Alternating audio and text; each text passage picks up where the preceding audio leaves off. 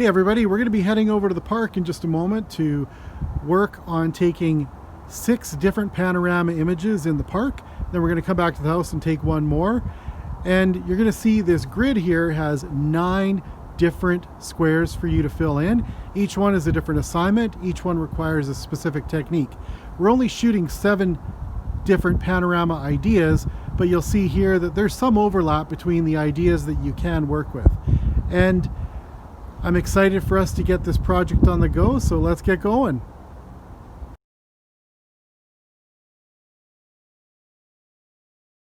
So we're going to be doing the multiple me shot, and we have our subject Anthea, and you can see that before I get her to move, I'm going to, on the screen, push on the right hand side so that the panorama is going to start from the right and go to the left.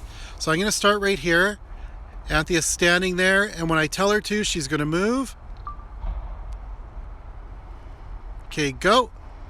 Then she runs around me. Go sit on that slide. Then we move. I'm watching the arrow, and I'm now past Anthea right there. Go. She's running around me. She's heading over to the bench. We continue on, and we go past Anthea right there. Go. She's going to run around. I'm going to get her to go to that tree. Go to the tree, Anthea. Stand there. We go across the tree. Go. One more. Let's go to that table. You can do it, Anthea. And just go sit at the table, all comfortable like. And we scroll across. And there it is. Awesome job. So that's how we make the Panorama Multiple Me. Okay, you did a phenomenal job on that one. All right, so we've opened up Snapseed. We're going to click tap to open up our panorama, which is right here. And we're going to do some basic editing. So this is a nice landscape. So let's just see. The accentuate is nice for the sky. I don't like what it's doing to the ground, but we'll start right there. And I'm going to go to the black and white. Now, you may wonder, why would I go to the black and white? It's the snow. I'm interested in getting that snow to be a little bit brighter. There we go. I think that looks pretty darn good. Click that. Now I'm going to go up to the little thing at the top that looks like a diploma hat with the arrow curving to the left. Click on that and click View Edits. In here, I'm going to click on the caret for the black and white layer, and I'm going to click on the mask. Click on the second button from the left. That will show me what the mask looks like. The red ruby lift that is over top is on because the eyeball, which is the second icon on the bottom from the right, is on. So I'm going to turn that off. So I have a mask that's covering everything right now in black and white. And at the bottom, you can see this number. When it's at 0, that's telling me that I'm going to color back in the sky at the top. Now you can see that that did a really good job of coloring the sky, and we've got the face. Now if I zoom in, the gloves, we'll keep that kind of low, and I know that we're getting a little bit of overlap into the world there, but you can only get so close on things like this. Do a little more on the details. And we'll bring a curves adjustment layer up because of the left-hand side, so we'll make that brighter on the left. Now it makes it overall brighter, but I'm going to mask that.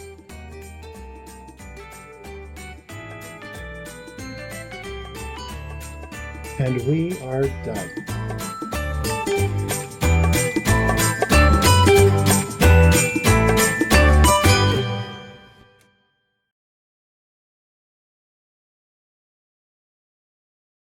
Now we're going to do the kicking yourself in the butt. And the way that's going to happen is, Anthea's going to be on one side of the tree. Can you do that mark thing again so you know where you are? And you can see we could choose to start on the left or the right. On this one, we're going to go and we're going to pan left to right. Always watch the arrow. Okay, are you ready, Anthea? I'll tell you when to move, okay? So I'm going to get low. And the arrow is just past Anthea. Okay, go. And we're gonna hold on to the arrow right there. Anthony is coming in. Okay, make the kick motion, and we move across and then hit stop. And let's see if that one worked out. Oh, we cut off the foot. So we have to do that one more time. So this time, we'll do it where you're gonna kick, but I need to stop a little bit earlier. You did everything right. So go do that again. Okay, ready? Hold that thought right there.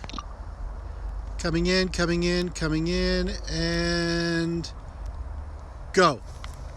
Okay, now this time, Anthea, just keep your foot off of the tree. Stand a little further back. Okay, closer, get in closer, closer. Boom. And let's take a look. You kicked yourself in the butt. Right on, you got it.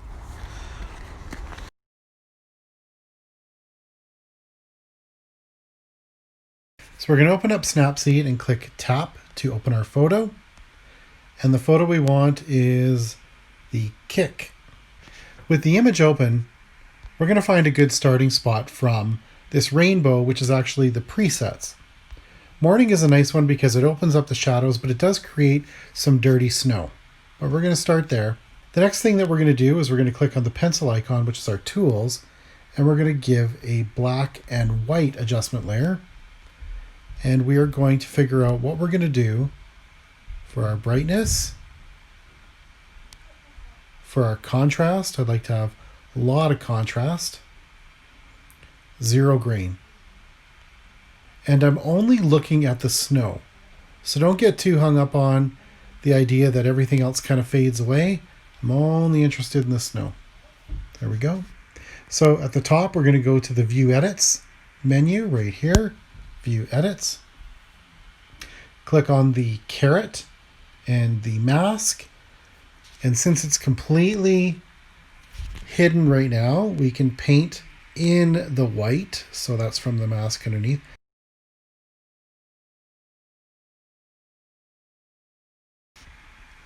Let's add a curves adjustment layer. That's good for the foreground. We'll do one more curves adjustment layer for the sky. We'll edit that. See the original, the one with the white balance.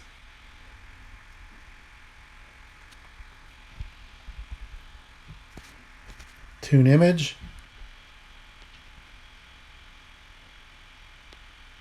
Open the shadows up.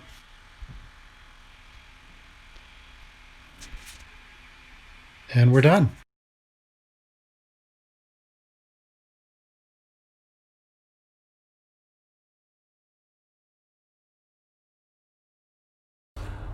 The bending building one, we're actually going to use this light standard that's right here.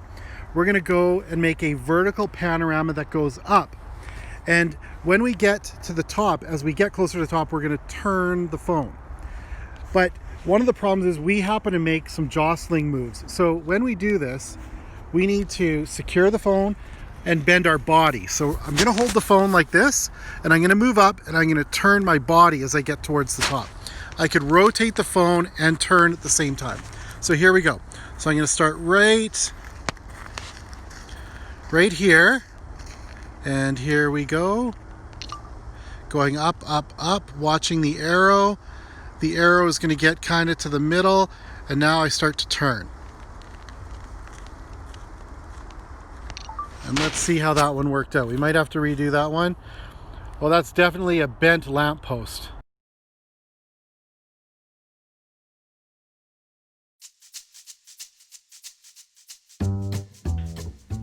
Here we are editing the image in Snapseed.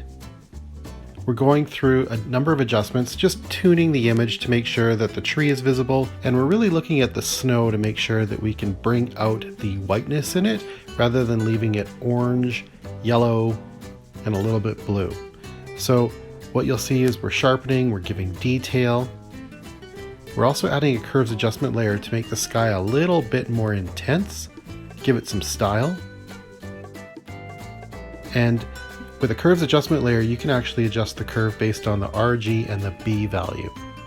So now when we convert to black and white, it might seem counterintuitive, but really what you're doing is looking just at the snow. So once you finish with that, you go in and you edit the mask, clean up the snow, and get rid of that weird color.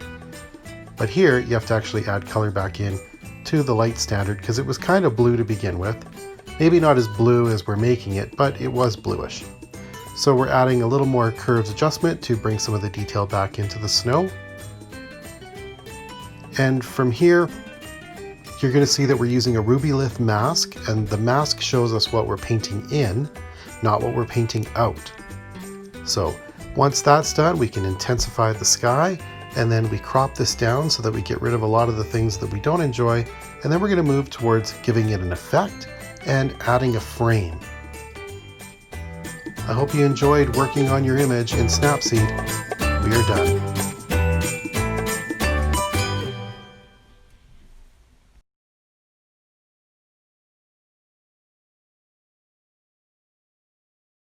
This panorama is called Multiple Arms. So again, it's going to be a vertical up, but as we move up, our goal here is to have our subject start with the arms down, then move the arms to the side, and then move the arms up, like that. So we got to watch this little white arrow and make sure that we're not passing the point where we think when she lifts her arms up to her shoulders, lift them up, that this makes sense. We got to be around right here for that to be right. Okay, here we go. And watch your hand. And in 3, 2, 1, we start moving up. Watch the arrows. Arms to the side. Lift up a little more. Arms up. Up. And away we go. And let's just take a look.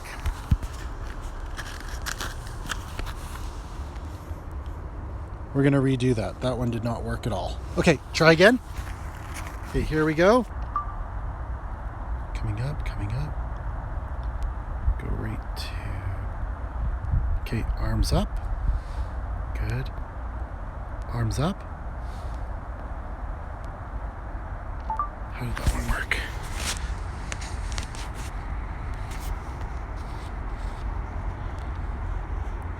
That's pretty good. So long. That's pretty good. That one's good. Oh my God, that's funny.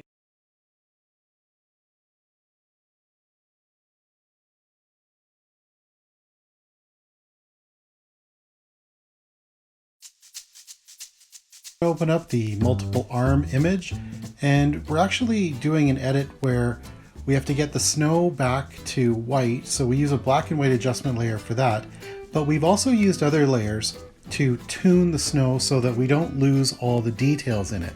You can see that the snow is a little bit blue, so we got to go in. That's where the black and white adjustment layer comes in to clean that up. But here you can see we're using a Rubylith layer to select the sky, and we're adding a curves adjustment layer to it to make it a little bit more vibrant. So you can see that happening. That looks pretty good. Here's the black and white adjustment layer for the snow. There's the mask, so it's just affecting the snow, and you got to be careful and close. And my suggestion is that you save your work along the way so that you don't lose these edits. Sometimes Snapseed has a habit of crashing on you, so you got to be careful and watch that. After you finish this, you also have to realize that some of the things I was thinking about was editing down the panorama, so a crop on it. And the other thing that I was thinking about was the details that we found in the snow and in the sky, and you can see we're bringing some of that stuff back right now. So tuning the image as well as toning the image, very important. So sometimes you see a mistake and you're able to go back when you're doing an edit to do some corrections, but here we go. We've done the editing and we're just healing the image now. Enjoy.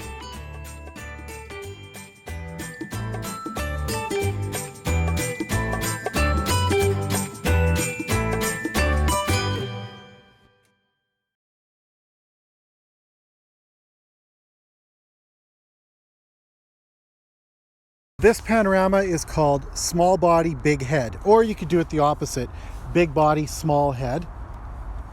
We're going to do Small Body, Big Head. So the way this works is we move up, we get the arrow to about here, and then we have our subject step forward. And then we move forward. So you got to step forward cleanly, and then no moving around, and then stop, and then boom, I take the shot. Here we go. moving up, watching the arrow, and step forward, and then move up. And let's take a look at this small body, big head. Oh my god. Well done. That worked.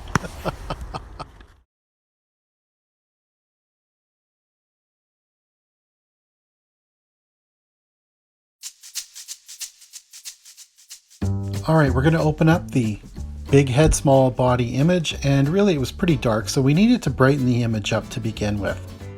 In brightening up the image, we also noticed that we have quite the color contrast on the front, where we go from an orange to a blue in the background, and we also didn't have enough detail in the snow. So we used a curve adjustment layer to bring some of that detail back, as well as using a few of the Tune image controls to bring details into the snow. Now you can see that with some of the edits we lose some detail in the jacket, so we're using some editing skills and masking to bring those details back, figuring out what layer worked best.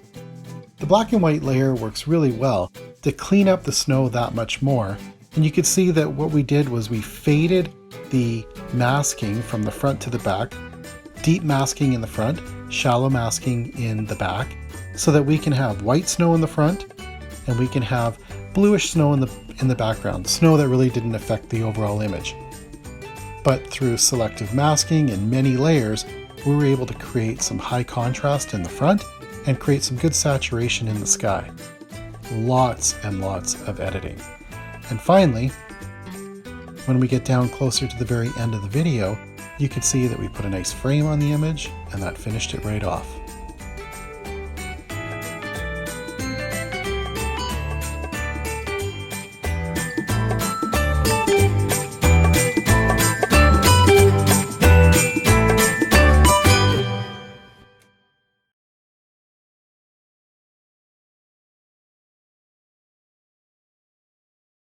So this one is where we do what's called the Panorama Slit-Scan. This is a type of technique where, since it's only recording one line, just like they do in horse races and car races, this one we can actually freeze part of the image. The background should look normal, but we can get our subject to do crazy things. So check this out.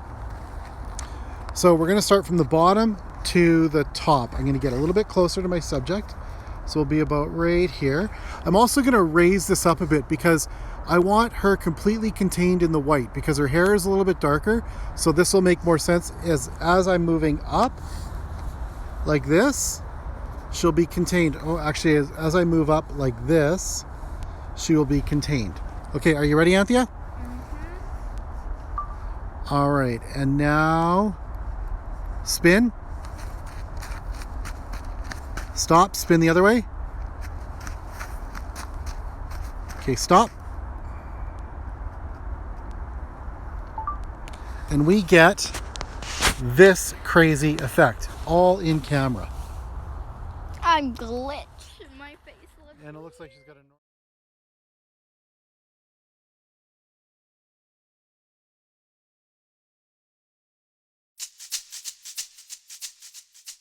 When we open up the raw image, what we noticed was that the snow and the overall image was pretty dark. So we brightened it up, but then we lost all the detail in the snow. So we went with a curves adjustment layer and a black and white adjustment layer to bring out the detail and the true color of the snow. One of our edits here, you'll start to see that we use a red rubylith to mask the snow. This is where we're going to apply the actual color. So where we're painting is going to be the whiteness of the snow that we wanted to add. So that's a good thing. The big thing about going around the subject is you zoom in so that you can use the same size brush but in a much smaller space. So we're cleaning up that edge, keeping it out of the trees in the background, and then we move on to cropping and applying a really cool effect. And then we actually will put a darkened vignetting type edge through the effect on there. Plus, we're going to put an interesting frame on it coming up. All really cool editing features of Snapseed. So With these basic edits, you can create a fairly cool image with not too many issues. Have fun!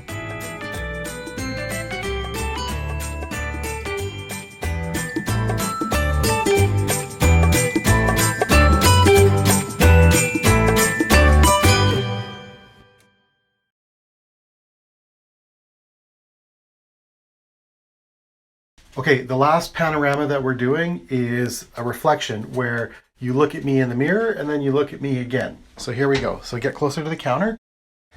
Bless you. Now you look at me this way, and then when I say, okay, and when I say look at me, you look at me this way.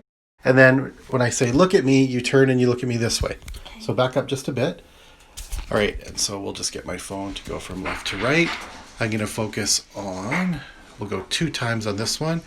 There's proper exposure, and here we go. I'll start right here, coming across. Okay, look at me. Smile. And boom. We're gonna do one more. Okay, we're so close. Okay, here we go. And stay right there, Anthea. And here we go. Boom, and look at me. You moved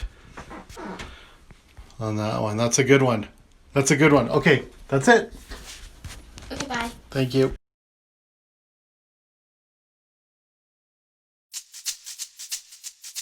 This edit is going to require the use of 2 different apps. We're going to start with Touch Retouch, which is a paid app, but boy is it good. So you could see this app is just about retouching things out, does a much better job than Snapseed because it only focuses on retouching. Like, check this out.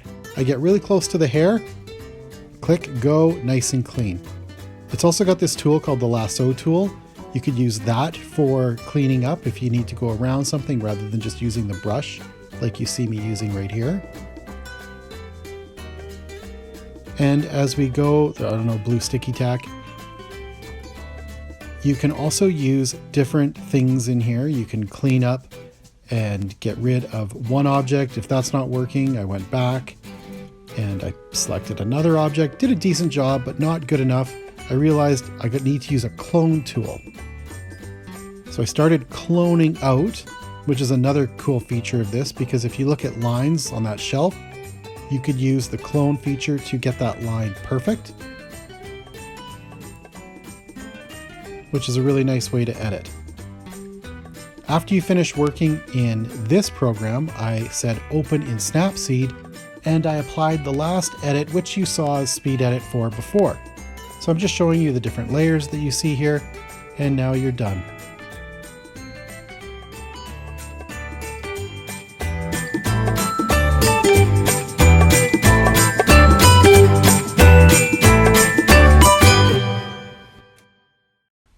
I hope you had fun working on these panoramic images, and I hope you had a chance to learn something new. Here's a summary of the edited work that we finished. I know I had a lot of fun putting these together.